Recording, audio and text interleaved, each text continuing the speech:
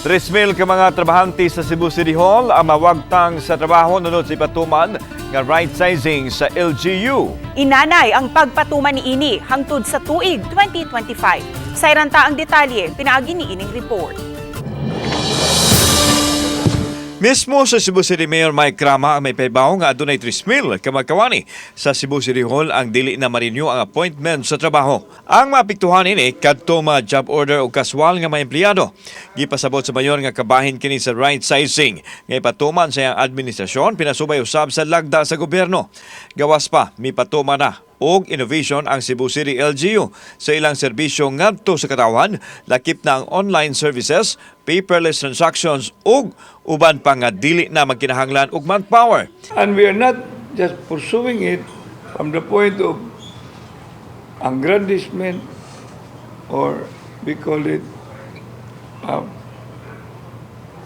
an exercise of bitterness or whatnot, but rather it's a management prerogative where manamang COVID.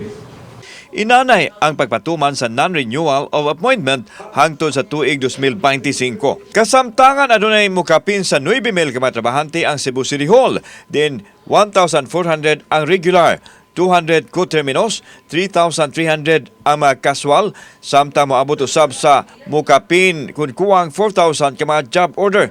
Ang Cebu City Hall adunay mukapin sa 3,000 ka mga plantilla position ug target nila nga mabutangan sa deserving nga mga kawani.